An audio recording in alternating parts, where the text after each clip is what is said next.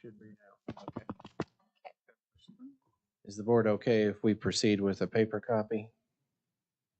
Okay, I'll call the meeting to order. We'll start with the public defender for roll call.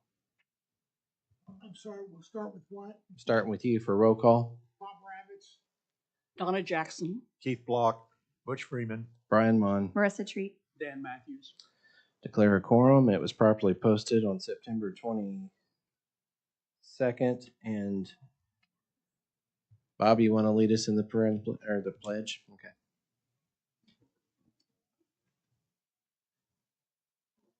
Pledge allegiance To the flag of the United States of America and to the republic for which it stands, one nation, under God, indivisible, with liberty and justice.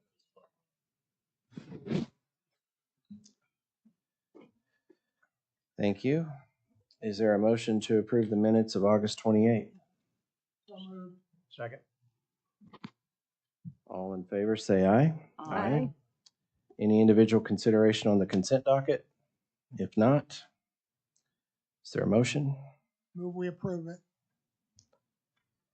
Second. All in favor, say aye. Aye. And who's doing the forfeiture? Okay. Nick.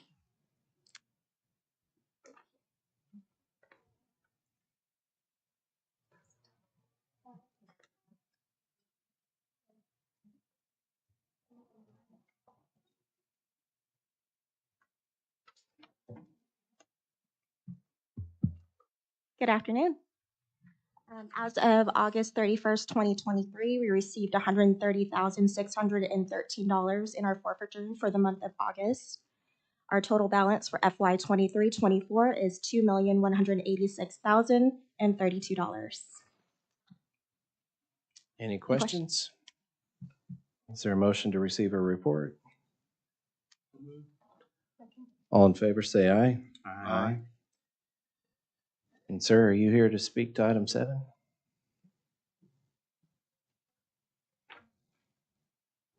They're going to pull up the report on the monitor. This is Dan Homan.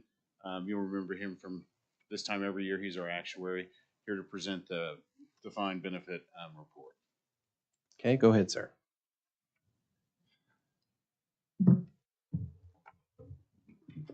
Good afternoon. That doesn't look like the report yet. But first of all, thank you.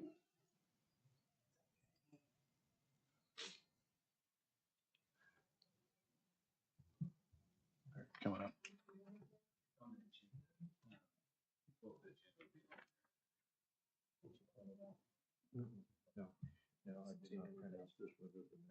I can actually get mine to come up. Yeah.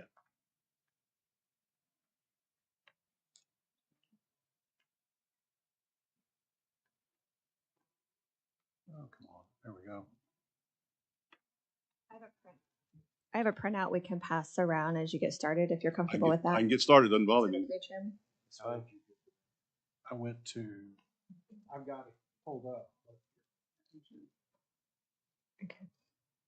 I'm good if you want to go ahead. Good. Let's go ahead and get started. Once again, we've completed the evaluation as of July 1, 2023. And if you look at the presentation, the first thing we talk about is the data of the plan. Once again, this plan is frozen, been frozen for a long time. So as of the beginning, or July 1, 2023, there were 90 participants still in the plan. There was still one active employee, she's hanging on. We have 7 vested terms. There are 54 retirees and 28 beneficiaries. From last year, we've lost 9 people. Actually, we lost 10, but we picked up a retiree from 2013.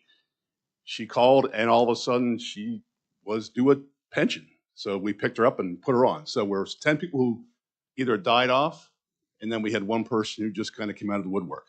So we're down 9 this year, which is about what we expect happen from year to year. If you go to the page 5, you have it on the screen. It just shows you what's happened to the participants over the last 10, 15 years. So we're about half what we were back in 2012 in terms of number of people getting benefits or eligible to receive benefits. Page 6 shows, there we go.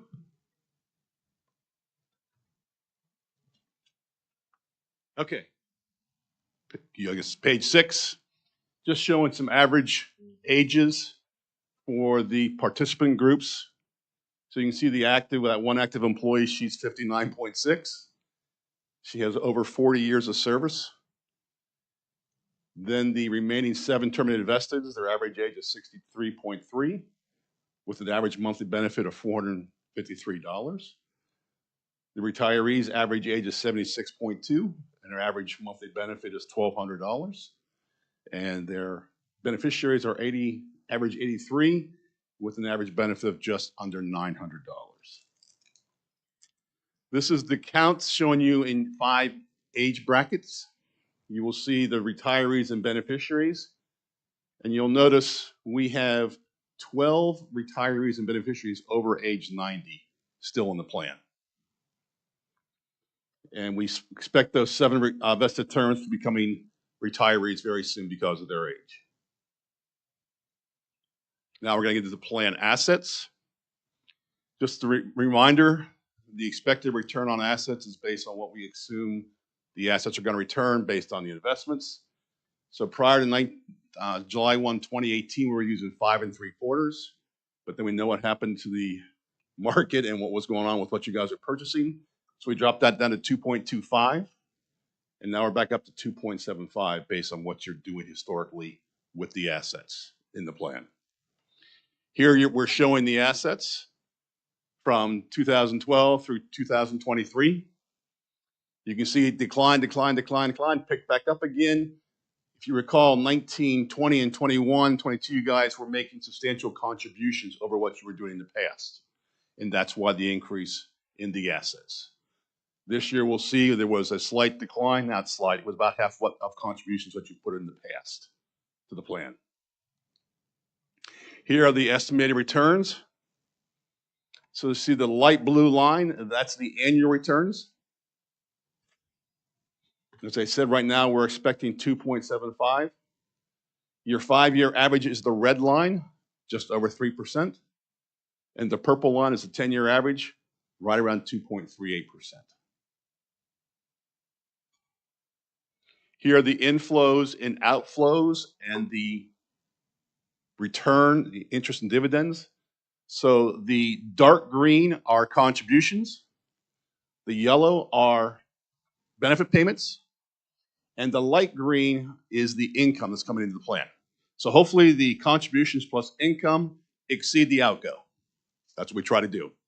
So you can see, you recall the graph on the assets going down and down and down. That's where you can see the contributions were down below the benefit payments going out of the plan. Then in 2021 and 22, you made those contributions over what we're paying out. And this year, if you take the contributions plus the investment return, we're almost where we're at in terms of benefit payments. So it's pretty much a break-even year during 2022, 2023. This is just showing the ins and outs. So over 100% is good. That means you have more inflows and outflows. And below the line, you have more outflows and inflows. And you can see those 3 years you were over, and this year we were slightly under. All right, now we're looking at liabilities and assets. We're using the 2.75 expected rate of return for the liabilities. These are the projected cash flows. If you recall, we had discussions several years ago that this is what we expect to pay out of the plan. You can get a different liability with these cash flows based on discount rate, but this is what we expect to pay out every year in the future. If everyone dies as expected, everyone retires as expected. So you can see we are expecting to pay out until the last person dies off $20 million total from this plan. Here we have our cash flows and the assets. You can see how they're moving. So that total cash flow, the blue bar, Once again, each year, because we have no new people coming into this plan, it keeps declining in terms of what we expect to pay out total from now until that last person dies off. These are not present valued. It's just the cash flow each year summed up. So you can see that on the 2023, the green bar is your current assets, so you can see what you have to fund in the future to pay out this entire plan. All right, here we're matching liabilities and the assets. So the light tan is your liabilities. The blue are your assets. And the green line is your funded status. That's just assets divided by liabilities. And you can see, since 2018, we've been going in the right direction. That means we're closing the gap between the liabilities and the assets. That's a good sign. That's what we like to see. Now we're going to look at the actual results. First of all, the accounting side, which is under GASB 68. Here are your assets and liabilities. So your unfunded as of 2023 is just about $8.6 million. And you can see we were at 13.7 back in 2018. So we've closed the unfunded gap by about $5 million over the last several years. That's a good move. Your expense, pension expense income, that is what you have to recognize on your books under the GASB statement. This year, it's actually an income item, so your plan generated income on the financial statement of $25,000.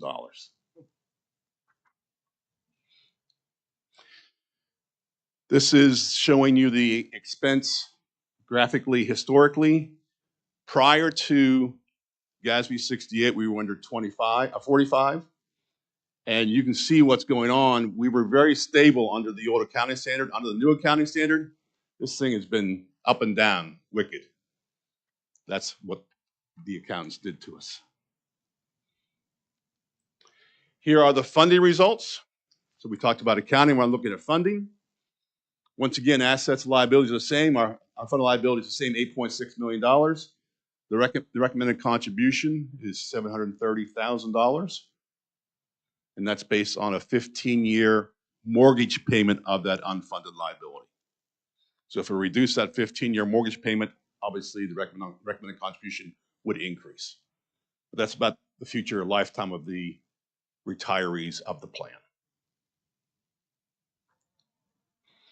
Here are the graphically showing the historical recommendations and the actual contributions made. So the recommendation is the green bar. The contributions are the blue bar. So you can see going back to 2012, you've made over the recommended contribution every year. 2022, it's very close, but you're still over. That's it. Hopefully it was painless. Questions?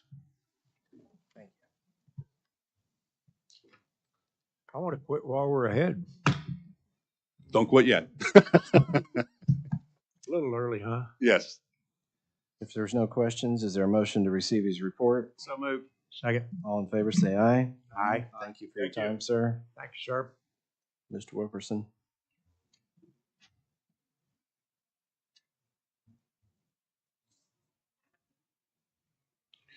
Item number 8 is a copy of his report. Just put it on the agenda for you to accept. Is there a motion? So moved. Second. All in favor, say aye. Aye. And then number 9 is the payment for the report. Move to approve. Second. All in favor, say aye. Aye. Is this all in order for Cherry Jamerson? Yes, sir. She worked for the jail trust and she qualifies for retirement. Move approval. All in favor, say aye. Aye. Mark Eish. Marcus, he qualifies for retirement under District 3, 25-year employee, and he qualifies for retirement. I'll move to approve it. Did you get that? Okay, all in favor, say aye. Aye. Same for Kathy Chrisman. Yes, sir. She's a juvenile employee and she qualifies for retirement. Move to approve it. Second. All in favor, say aye. Aye. I'll move Larry Grant's retirement. I can't believe it. Larry Grant's retired. He lives in District 2. Thanks for your service. Is there a second? I second. All in favor, say aye. Aye. Item 14, Mr. Treasurer, do you want to discuss this, or I can either way? We can do it either way. I'll just throw in that this is, as you know, this retirement board can purchase lawsuits against the county, and that's what this is. This is an opportunity for us to invest $400,000 in a rate of return that we don't get anywhere else. And I'll let you, I really don't know that much about what's bringing it about, so. if you- This was an opportunity to settle. It wasn't a unanimous vote. I voted no, but that's nevertheless what the majority of the board decided to do. So this was a jail death lawsuit.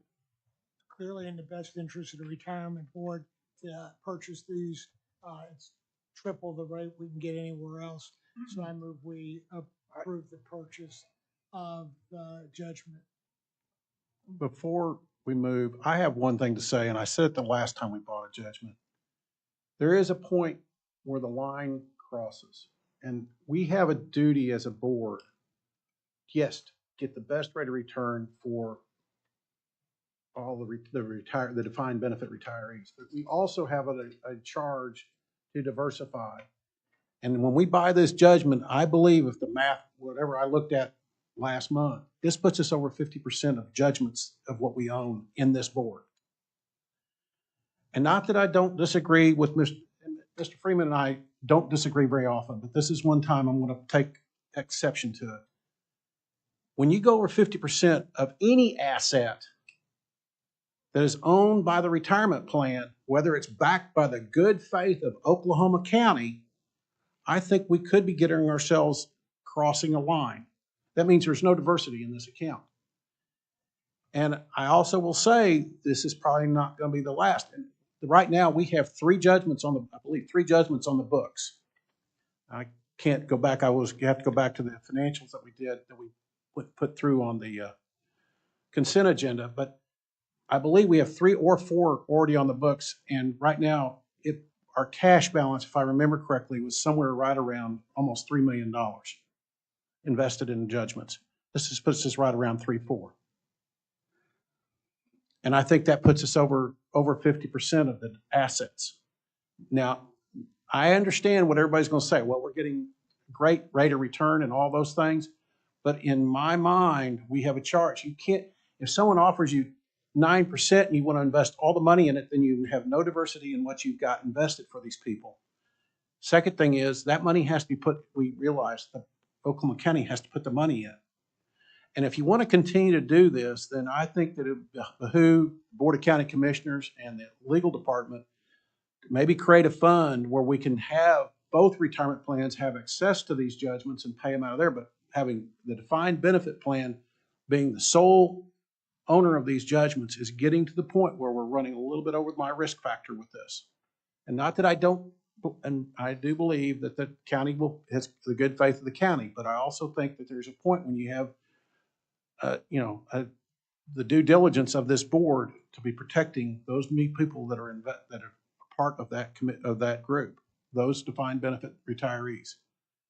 And so I would only add to that if you are considering a policy or considering a limit, it'd be a good time to signal to the Board of County Commissioners, because there's a number of litigations facing us right now. And it may be the prevailing thought of the current board to settle versus do trials. That's not generally my position, but I might be in the minority. So there could be more of these in rapid fire coming at you. Please let me, as Keith mentioned, he and I don't always disagree, but I absolutely disagree on this.